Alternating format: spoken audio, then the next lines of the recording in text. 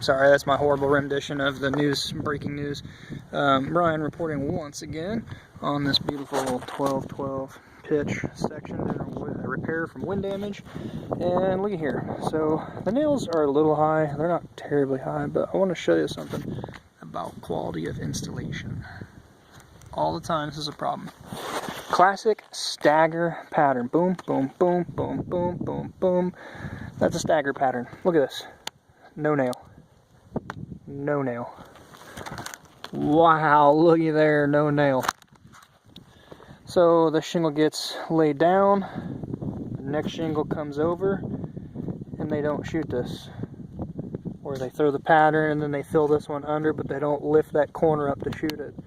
I bet to say this entire roof, every 36, 38 inches across, there's probably no nail. Wow, looky there, no nail.